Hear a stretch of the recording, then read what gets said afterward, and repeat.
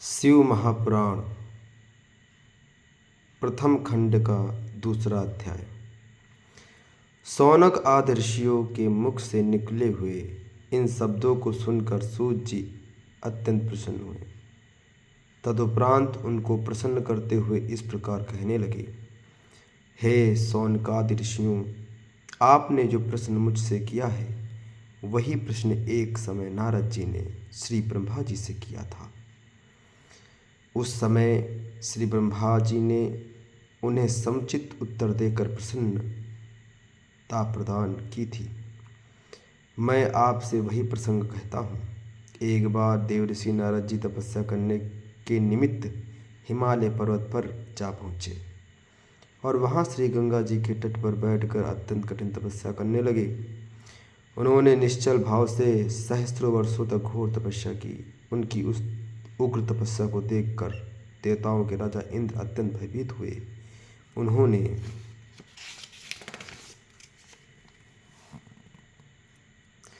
यह समझा कि नारद जी मेरे इंद्रासन पद की प्राप्ति के लिए ही संभवतः ऐसी कठिन तपस्या कर रहे हैं।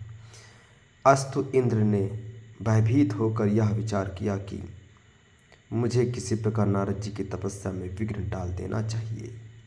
यह निश्चय करके उन्होंने अपने मित्र कामदेव को अपने पास बुलाया। जब कामदेव उनके पास आ गया तब उन्होंने उसे संबोधित करते हुए कहा, हे मित्र, तुम्हारी सहायता से मैंने अनेक अहंकारियों के अहंकार को नष्ट कर दिया है।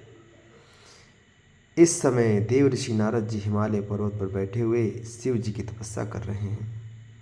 मुझे भय है कि कहीं वे अपनी तपस्या द्वारा मेरे इंद्रासन को न छीन लें। अतः तुम कोई ऐसा उपाय करो जिससे नारद जी की तपस्या भंग हो जाए। सूत जी बोले, हे ऋषियों, इंद्र के मुख से निकले हुए इन शब्दों को सुनकर कामदेव ने उन्हें मनोकामना सिद्धि का विश्वास दिलाते हुए नारद जी पर विजय पाने के हेतु अपनी संपूर्ण सेना को तैयार किया। तदुपरांत उसने नारद जी के समीप पहुंचकर वहां चारों ओर अपनी माया फैला दी।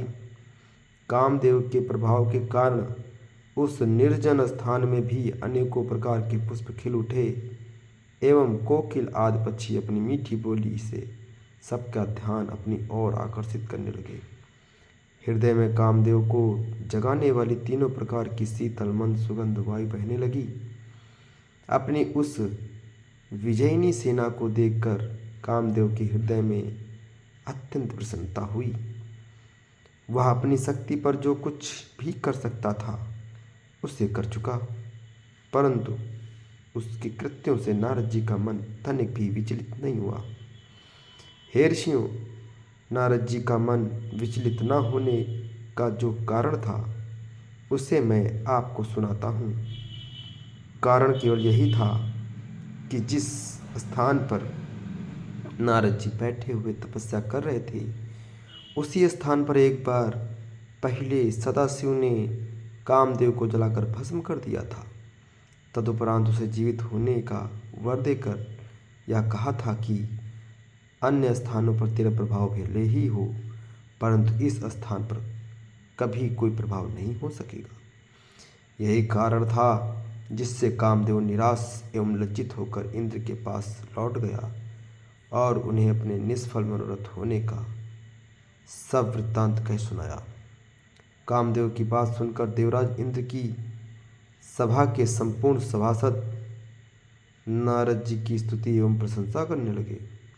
हे ऋषियों, इधर अपनी तपस्या के पूर्ण हो जाने पर नारद जी को योग दृष्टि द्वारा जब यह ज्ञात हुआ कि उन पर विजय प्राप्त करने के लिए यहाँ कामदेव आया था, परंतु वह असफल मनोरथ होकर लौट गया है, तो उसके हृदय में कुछ अहंकार उत्पन्न हो गया।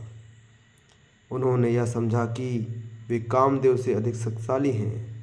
इस रहस्य को वे नहीं जान सके कि यह मेरा नहीं अपितु इस तपोभूमि का प्रताप है। अस्तु नारद जी अपने तपोबल पर अत्यंत गर्व करते हुए वहां से उठकर शिव जी के पास जा पहुँचे और अत्यंत प्रसन्न होकर उन्हें अपनी तपस्या का सब हाल सुनाने लगे। नारद जी की बात सुनकर शिव जी ने उन्हें समझाते हुए कहा, हे देवर्षि, कामदेव पर विजय पाने की सामर्थ्य तीनों लोकों में किसी के पास नहीं है। तुमने मुझसे तो यह बात कही, परंतु मैं तुम्हें समझाता हूँ कि तुम विश्वलोक में जाकर इस बात को मत कह बैठना।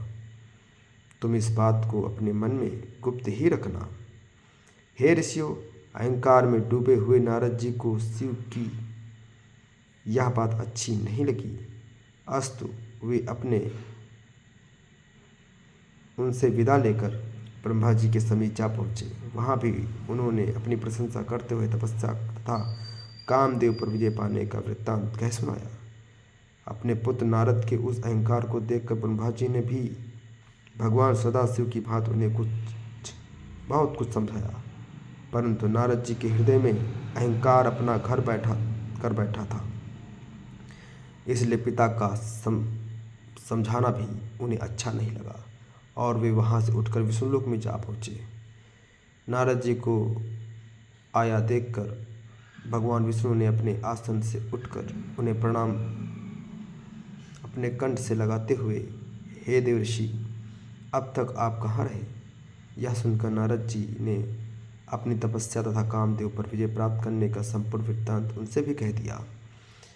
उस समाचार को सुनकर भगवान विष्णु शिव जी की इच्छा समझकर मन ही मन हंसते हुए बोले, हे नारद जी, जो मनुष्य ब्रह्मज्ञानी नहीं है और परब्रह्म की आराधना से रहित है, उन्हीं के हृदय में मोह की उत्पत्ति होती है। आप तो ब्रह्मचर्य व्रत को धारण करने वाले हैं, तब भला कामदेव आपका अनिष्ट कैसे कर सकता है?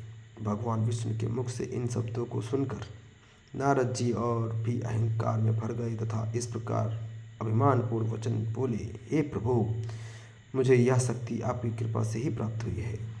हे ऋषियों, इतना कहकर नारद जी भगवान विष्णु से विदा लेकर चल दिए। उस समय भगवान सदाशिव ने अपने हृदय में यह इच्छा की कि मुझे नारद